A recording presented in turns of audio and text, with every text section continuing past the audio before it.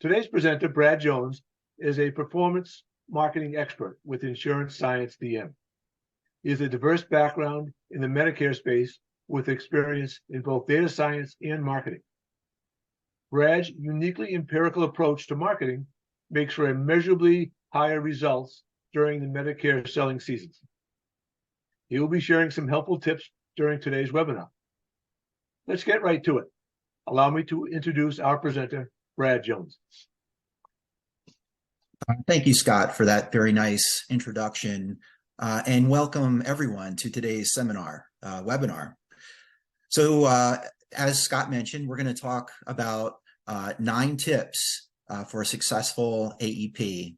Now, we're only about a month away from the beginning of the selling season.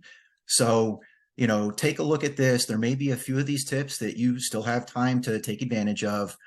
You can certainly use this as an opportunity to do a little bit of a health check, if you will, or give yourself a scorecard on where you feel you are in preparation for this year.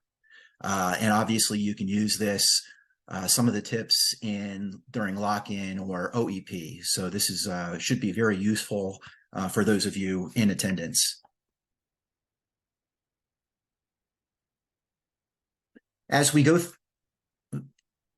through the 9 tips, I'm coming to you with the perspective of a company, Insurance Science DM, that is at its core a data and analytics company that happens to produce full turnkey marketing campaigns for their clients. So we have produced hundreds of campaigns over the last several years in Medicare Advantage. And, we're coming to you and kind of giving you some useful tips that may not be as obvious. There'll be some tips that may come across as just common sense and just a good opportunity for us to all talk about them and reiterate as we move into the selling season. Okay, so without further delay, tip number 1 in targeting. So we always talk in terms of what our marketable universe is, 60 million seniors in the US. But the fact is, most of those people or folks that have Medicare Advantage keep the same plan year over year. Only about 10% switch their Medicare Advantage plan. 20% will switch from traditional Medicare to a Medicare Advantage plan. So we've, through years of marketing, kind of determined that sweet spot out of that 60 million seniors is really about 10 to 12 million consumers that are worthy of targeting for a Medicare Advantage plan.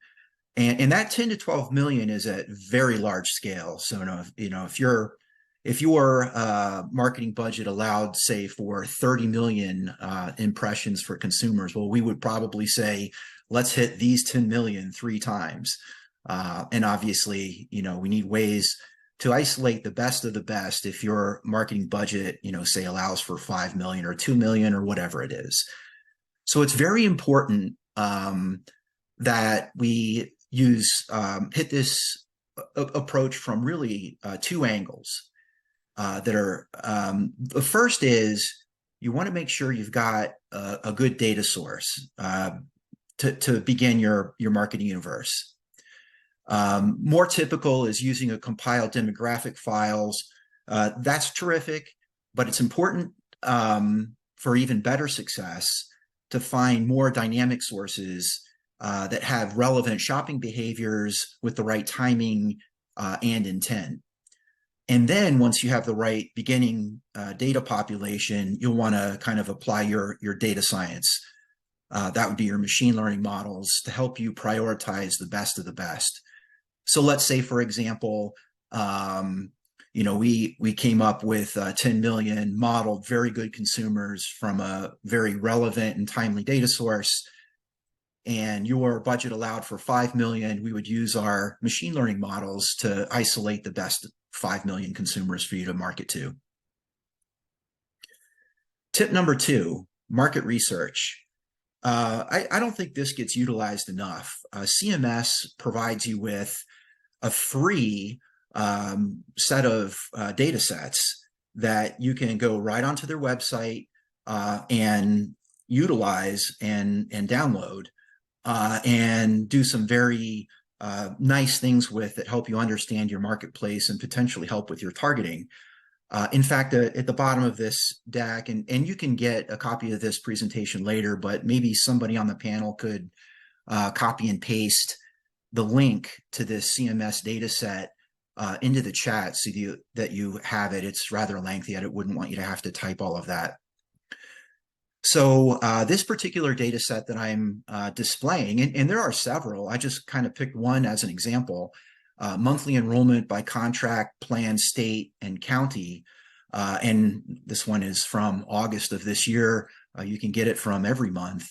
You'll notice that there's some, not a lot of information there, but what's there is extremely helpful. So you've got a contract number and a plan ID. You also have contract effective date and enrollment. Now I sorted these to show me new plans, and this is going to be by county. So it's showing an asterisk just because it's either unknown or they don't have any members yet. But what you can do with this data set is match it into the secondary data set by contract number and plan ID and get a lot of really good information at the county level. This will allow you to understand your market share in a particular county, how you rank in a particular county versus your competition.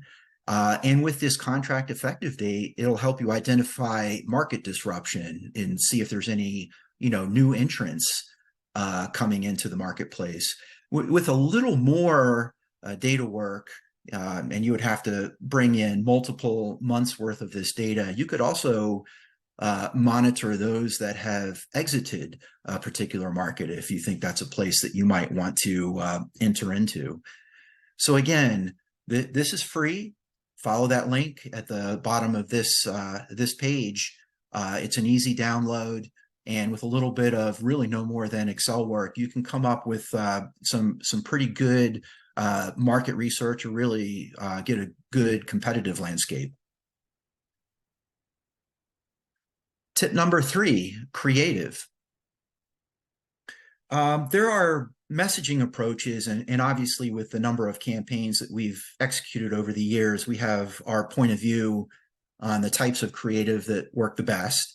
I'm sure you have your own perspective on that as well. What's really important here is that you really have your ducks in a row as you move into the selling season. So, dust off all of last year's testing to see what works. Any of the testing that you did during lock-in that you still feel is relevant for an AEP selling season. But the real important thing that you want to consider here is that your champion creative is still compliant from a regulatory standpoint.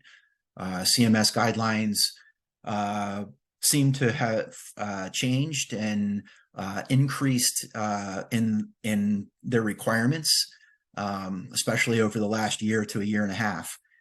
So, you want to be ready and have your creative ready for review very early. Familiarize yourself with the guidelines that are published for this selling season.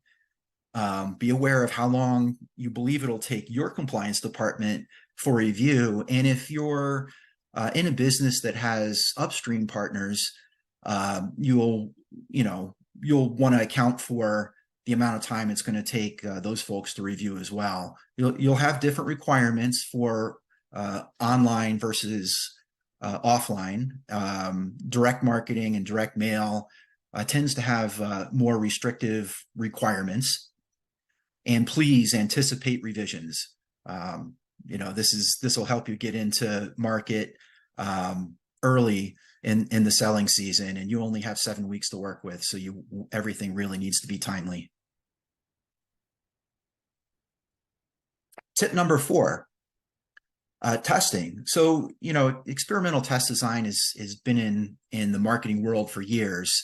And whether you're using a simple A/B testing method or something more advanced like factorial or multivariate testing, there's some key considerations, especially for this particular product during the AEP selling season, that you want to keep in mind. So what is it that you want to test? Not only your creative, but your benefits messaging and feeding targeting models, audience, and response channel.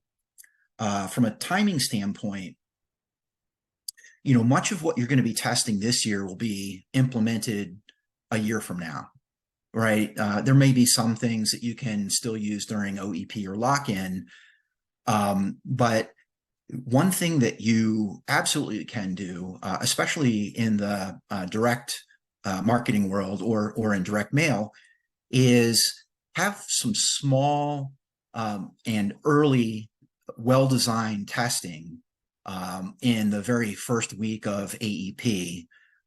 If you do this and you kind of stay right on top of it, watching results, you'll have an opportunity to make some adjustments by probably, like in a direct mail scenario, probably by about week 3, if you're watching results of your testing control groups carefully. Keep in mind the different testing strategies will probably be different between online and offline. And here's one that I really like to caution folks of, if you will. And I see it every year with clients and how they would like to implement their test and control groups. True randomization is extremely important. So a test group and a control group need to be a true reflection of one another. And that also means that you want to market, at the same time, doing a test group in week 1 and a control group in week 3 is not a valid test, for example. You'll also want to make sure you use statistical sample sizing so that you have the best chance of having a statistically significant read at the end of your campaign. And then obviously use significance testing on the results of your test to make sure that what you're looking at is just real.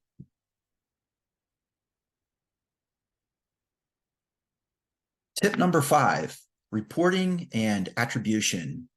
A media mix model will give you the best opportunity to maximize your spend, or at least as a plan going into the selling season. It doesn't necessarily have to be a fancy media mix model. You can just do some good hardcore data mining on what marketing campaigns and channels work the best for you. But it's important to have something relatively empirical in place during the planning process. Now, given all the best efforts in planning, invariably you are going to be in a situation where you're going to want to make changes as you start seeing results come in from your actual marketing. And you're going to have to do this again with only 7 or a little over 7 weeks to get everything you can during the selling season. You're going to have the tools in place to do this very quickly. So one, do you have the reporting systems and connectivity in place to be able to get daily or even hourly or real-time feedback on the results of your marketing campaigns? And then you're going to touch folks multiple times, either within the same channel or across different channels. So you're going to want a way to really understand which channel or marketing campaign is really contributing to success. And the old-fashioned way would really be a direct attribution where you have a measurement based on reporting on the actual response channel or phone number or whatever the call to action was, and you can measure that and just take it at face value. Probably a better and more sophisticated approach would be using an attribution model. Things to consider with an attribution model,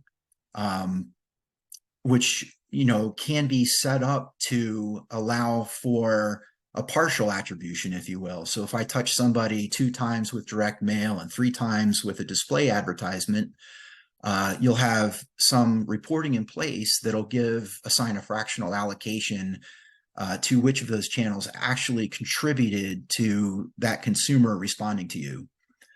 And building such a model, you want to consider time decay, because the further away you get from a touch, the less ownership that particular channel should be assigned to contributing to that responder. And then, of course, the data science comes in.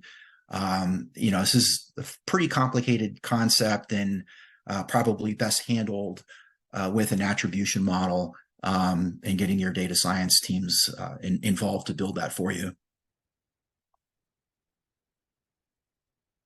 Timing is everything here on tip number 6 in production.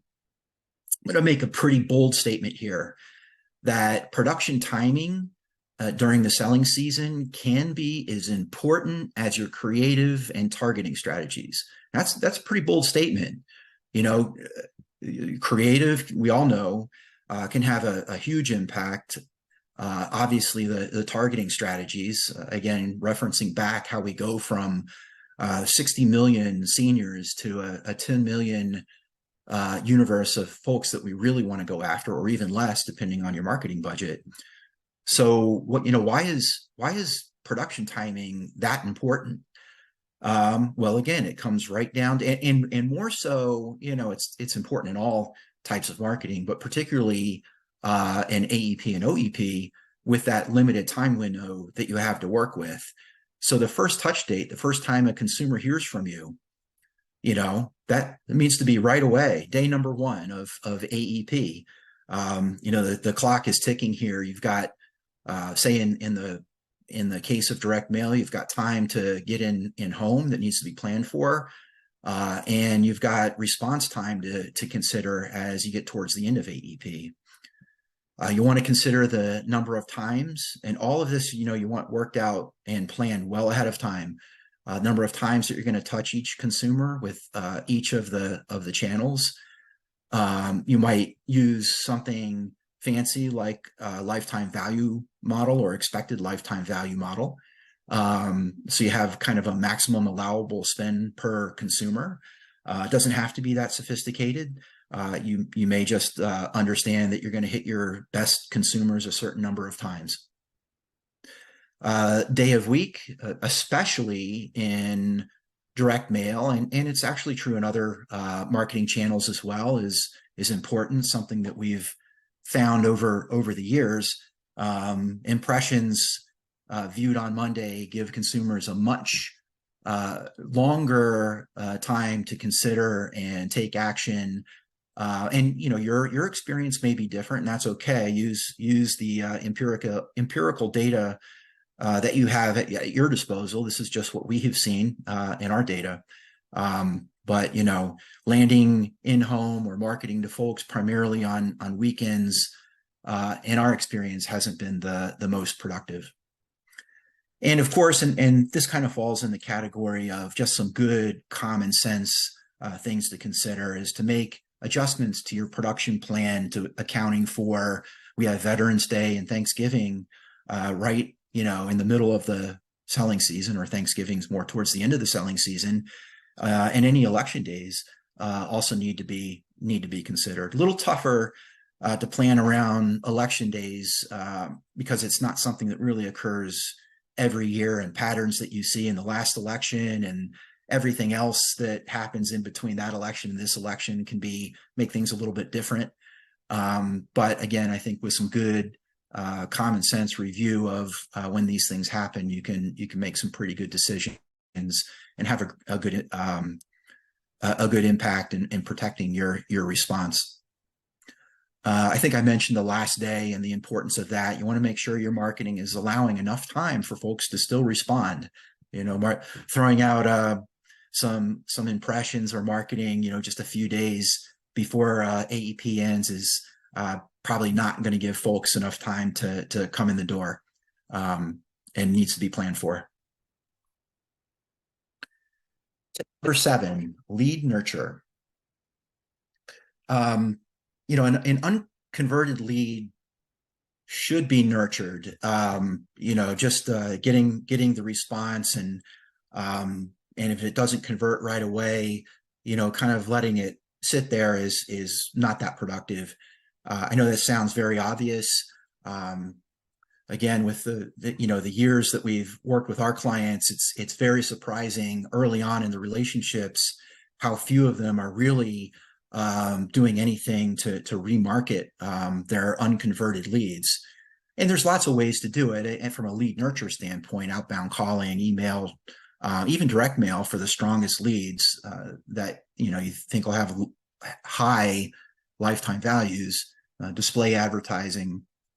You can even have standalone remarketing campaigns. Most of our clients have unconverted leads sitting in their CRM, and it always surprises me. That data is pure gold from a response standpoint. Many folks are not really doing anything with them. And it's interesting, even if you have a lot of call hangups or something like that, if you've captured a call phone number, or if it's an email response, like an email address, there's many ways that we can still figure out who those consumers are and produce a marketing campaign for them through what we call a reverse append process.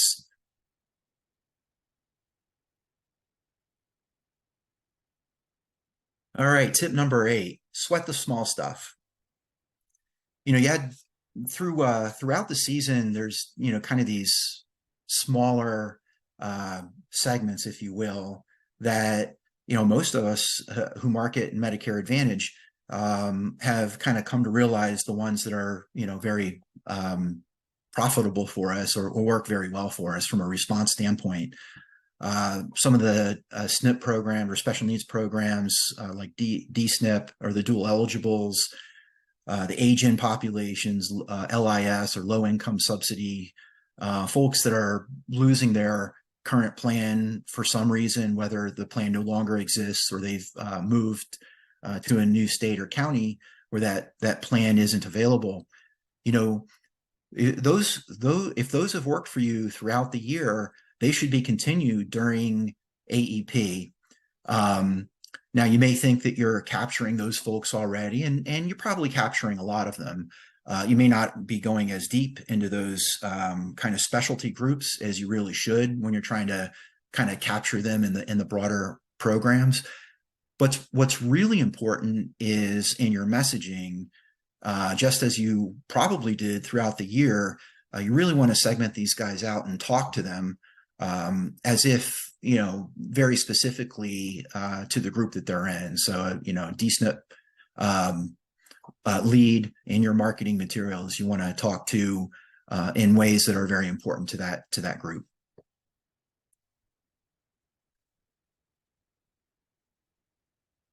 Okay, tip number 9, and the final tip, and this really falls into kind of the common sense, but let's just all kind of remind ourselves: don't let Medicare OEP or the open enrollment period get away from you. That happens, right in the beginning of the first quarter.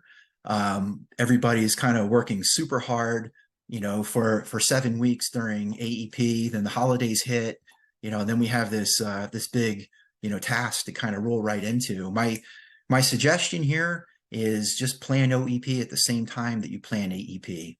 So your creatives, if you can get away with using the same creative, I would. So you don't have to go through a separate approval process, obviously making the, necessary adjustments, having to speak to OEP in a slightly different way without actually referencing any kind of selling season, but you can make small adjustments and be able to accomplish that. One other tip I would give here is that, the decision and thought process and what's driving somebody to switch Medicare Advantage plans during OEP is a bit different from what's driving change in AEP. So I would consider a unique and specific targeting model, whether it's machine learning or a statistical model, whatever you use, that's specific to OEP using an OEP development sample.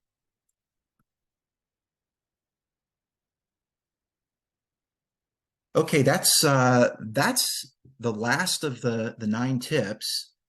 I can open up the forum to questions if anybody wants to ask a question from the presentation, or even share something that kind of popped into your mind as we were going through it that you think would be useful to the folks that have attended the webinar today.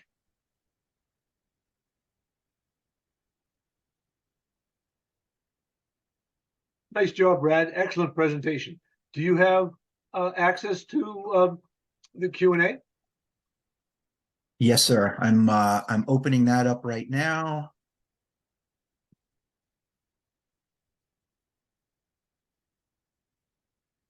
Okay, here's a good one. What data source can I use as a starting point to define my marketing universe?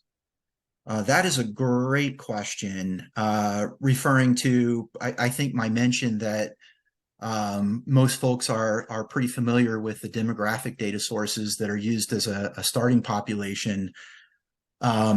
So again, I'll reiterate that it's important to use a source of data of folks that have shown relevant shopping behaviors with relevant timing.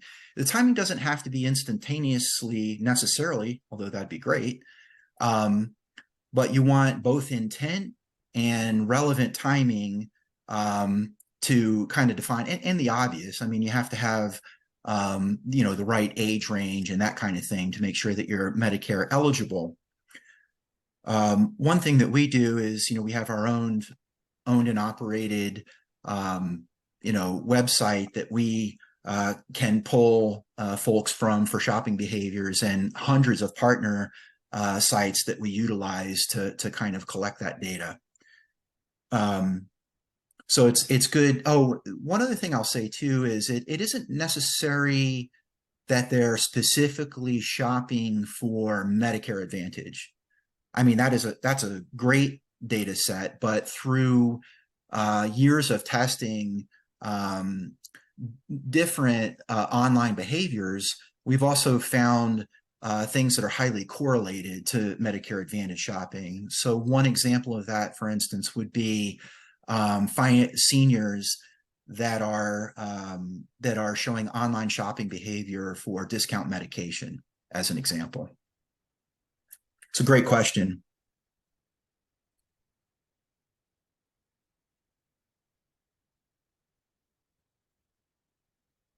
Now here's a good one. Okay, so if I think this was under I think this was in the production tip. If I market to the same consumers multiple times, won't performance be reduced? Yes, but not as quickly as you think it will. Our experience has shown 3 or 4 times marketing to the same consumer will show no degradation in response behavior. In fact, as the number of responses, as the number of times marketed goes up, we've actually seen the conversion rates go up, and the response rate stays about flat to about, this is our data experience. You want to mine your own data for your own conclusions, but response will stay steady through 3 to 4 times marketed, and then it will start to decline. But as it declines, you'll start to see conversion improve. So that's a great question, and I would highly encourage digging through your historical data and find whoever in your organization, your data science team or whoever, to help you put together an analysis to show where your point of diminishing returns becomes with number of impressions served, and also keep separate KPIs that you're looking at of response versus conversion.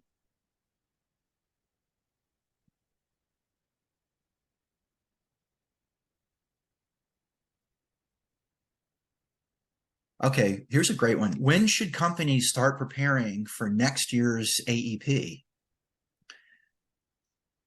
In a way, you're preparing for it right now. Um, that is what you're setting up all of your testing to really set you up for, is what you're going to be using for next year. You might be able, as I mentioned a little bit earlier, um, to have some testing that you do early on in the season and take advantage of it during the season. But really, you're not going to have time to do a full deep dive sort of post-mortem on your campaign until the season is over. So you're really planning for next AEP during this AEP when you set up the testing. The next point that you'll be preparing is when you do your deep dive. And what I would suggest is not only evaluating all of your testing and teasing it out, but also assembling a nice healthy list of lessons learned. In fact, watch my LinkedIn profile as we kind of move through the different selling seasons of AEP, OEP, and then maybe even just after first quarter is over. We're considering putting together another webinar on post AEP deep dive and lessons learned. Great question.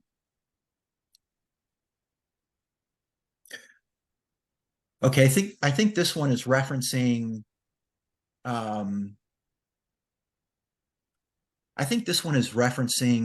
remarketing and lead nurture slide that we went over. So if a responder didn't convert before, why would I want to market to them again? Right, that's intuitive.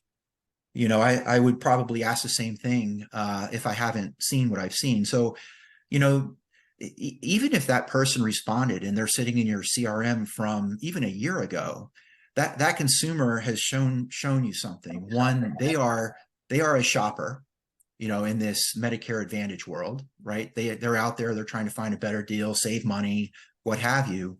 Ultimately, they didn't sign up with you, but that consumer knows that they're able to change plans once a year.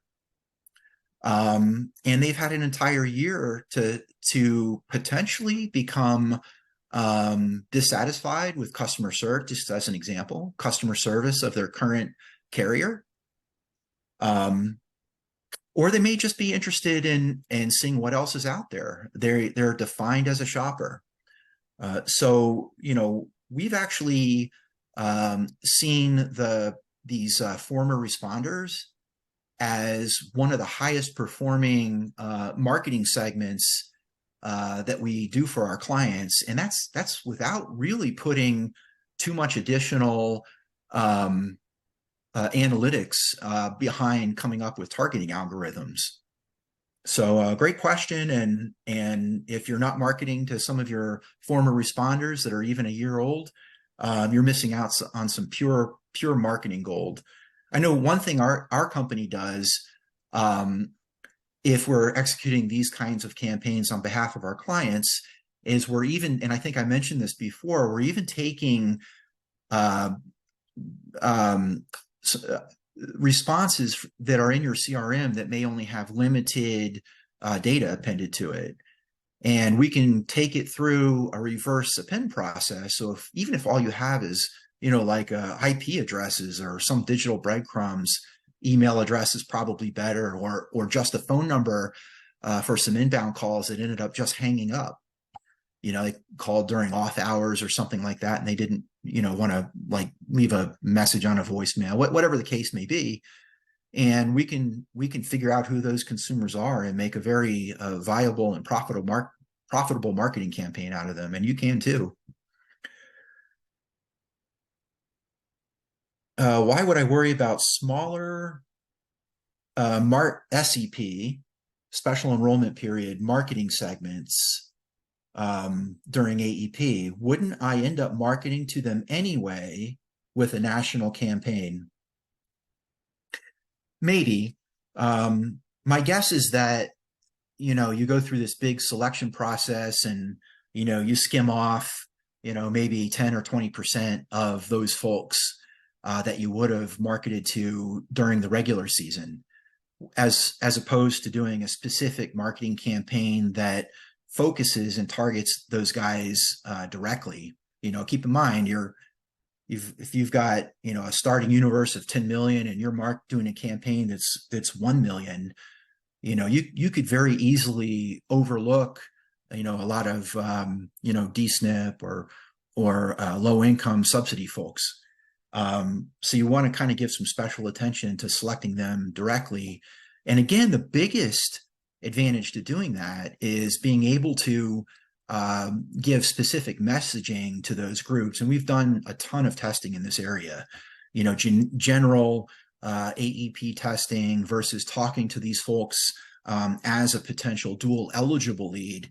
And the specific messaging has won every time.